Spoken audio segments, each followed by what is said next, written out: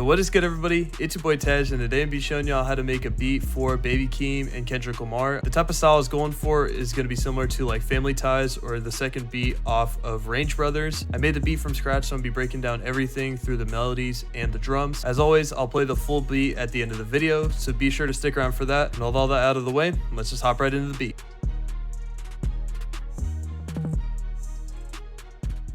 Alright, so for this beat, first thing I want to discuss is the tempo. I landed on 120 BPM. Usually anything in the ballpark of like 115 to 140 for something like this usually works pretty well. Hopping into our first melody, I got this spiccato up and down preset from X-Band, and I put in this pattern right here. So all this pattern really is just these first two measures right here. I just penciled out a melody using the D sharp minor or E flat minor scale, and all I did is I copied it over for 4 and then 8 measures. It's just the same 2 measure pattern copied over 4 times.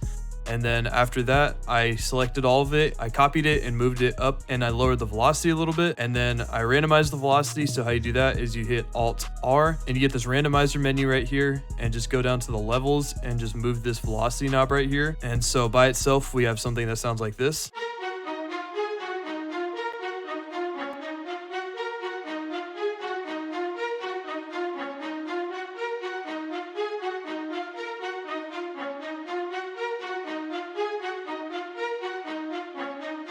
So I threw that into a mixer track and put some RC20 on it, and it's using the Vinyl 1 preset. All I did is I turned the noise off and I added a little bit of space to it. Next, I open up another instance of X-Band and I got this legato tremolo strings preset, and I just penciled in this pattern right here. So what it is I'm using the D sharp minor chord. So how I constructed it is I built my D sharp minor chord right here using the 1, 3, and 5 of the scale, so D sharp, F sharp, and A sharp, and I moved the 3 or the F sharp and I moved it up an octave, and then that's the same basis for the entire melody. And then I just put this D sharp up 2 octaves from the original root note, and then all I did is I took this and I copied it over and I moved that top D sharp down to an A sharp, and I just copied that for the full 8 measures. By itself, our 2 chords, so to speak, sound something like this.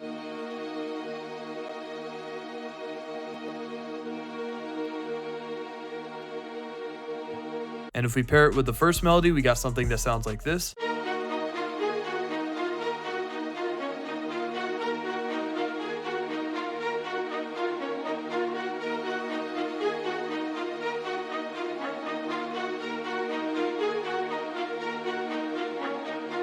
And for effects on those legato strings, I opened up another RC20 and I put the Vinyl 3 preset, and I believe I turned the distortion and the noise off, and I turned the space up a little bit, and I changed the wobble so that this slider is all the way to the left. Next, I added the first of my 2 variation melodies. This preset also comes from X-Band. It's the spiccato down preset, and I just went in and I penciled in this pattern right here. So breaking it down real quick is again using that D sharp minor scale. So we have D sharp and the 5, A sharp, which you saw in the last couple patterns, and I just copied that up by 1 octave. And I use this principle of just using a note in the scale and moving it up an octave and filling it in with a middle note that sounds good with it. So right here you can see I have G sharp and I moved it up an octave, filled it in with C sharp, and then same over here using the filler notes of A sharp and B. Using that, I constructed this melody that could go hand in hand with either the legato strings preset or the other spiccato strings.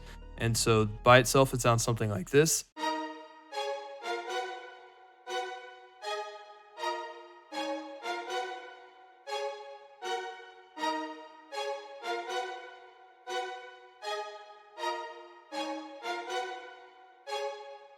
And for effects on that sound, I put a fruity reverb on it. It's just the venue preset with the wet knob turned down significantly and the dry adjusted a little bit. Our first variation melody with our legato strings combined sounds something like this.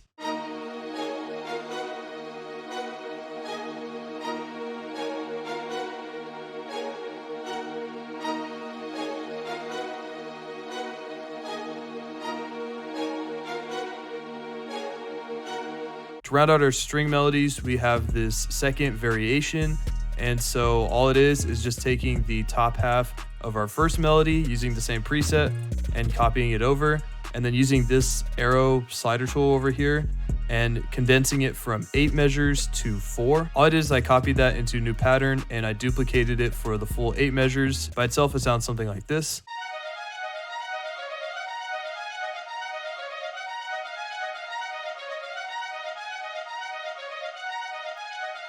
I think y'all get the idea. It just runs for like the full 8 measures. Lastly, I added like this Reese or Pluck bass. And this is just used in the intro and some of the bridges just to give a break from the rest of the drums. So paired with the legato strings in the first melody, our bass pattern sounds something like this.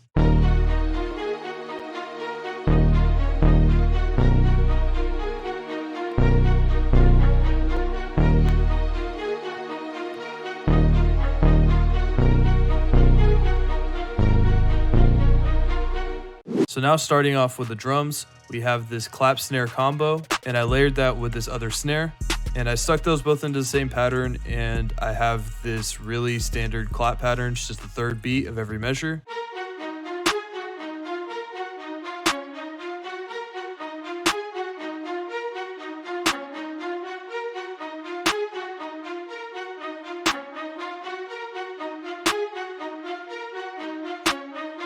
Next, I added this open hat sound. And so I ended up making it myself. So how I made an open hat like that is I took this open hat sound right here and I cloned it and reversed it and adjusted the length right here and turned the in knob a little bit so it rises, and we got something that sounds like this. And then I put it in the pattern as such, and combined it sounds something like this. And then all I did is I just went to the master and I recorded it in Edison and saved it as my own sample. And then I dragged and dropped that sample back in and I put this pattern in using that sound.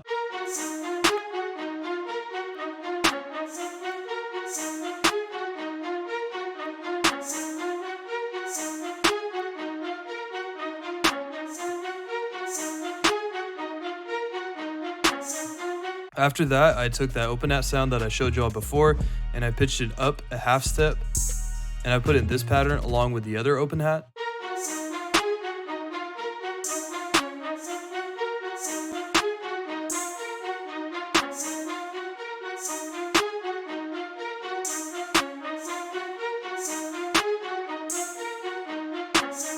So now moving on in the drum pattern, next thing I added was my closed hi-hat pattern. At its core, it resembles a 2-step pattern, as you can see right here. And a lot of these rolls right here that look kind of spaced out are just using the line snap setting, and I just kind of put them in where I saw fit. And I adjusted the velocities on them just to give a little more character and add some more bounce to the hi-hats. And then for these rolls, such as here and here, I used the 1/3 step snap setting and the paintbrush tool. I just went in and drew the notes using that and adjust the velocities if I wanted to give it like a rise or fall feeling. And the really fine chopped rolls, such as here and over here, I used the 1/6 step snap setting, and again just used the paintbrush tool and adjust the velocities as needed. So with what we got so far, this is what our hi-hats sound like.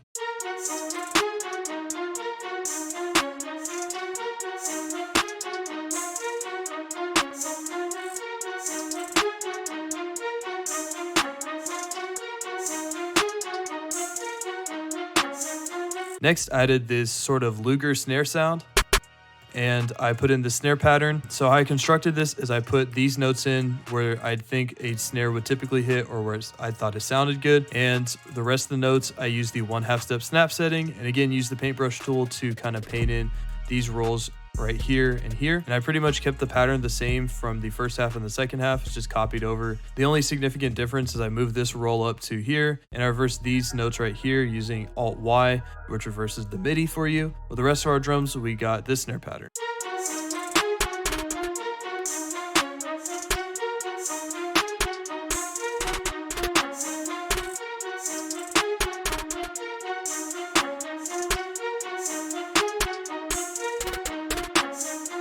So now moving into the 808 pattern, and this is really where a lot of the sauce for the beat comes in. So I'll kind of go through real quick and just break down how I constructed it. So the 808 that I'm using is just a basic spins 808.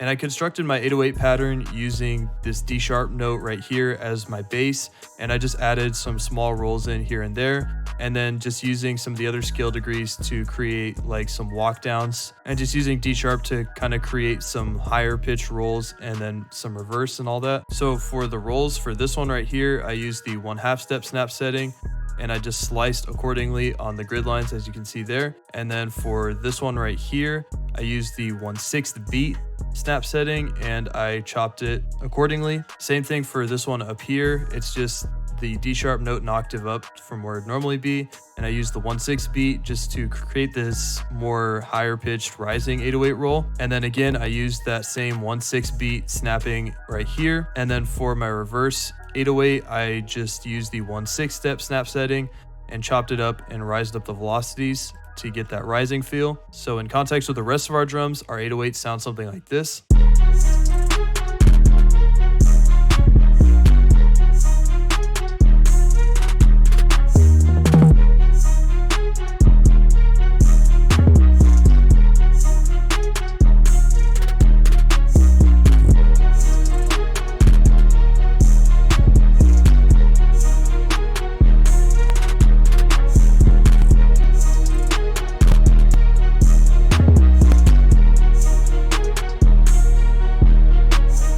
Lastly, I added this kick. I use it just to add some extra punch and emphasis on some of the notes for the 808.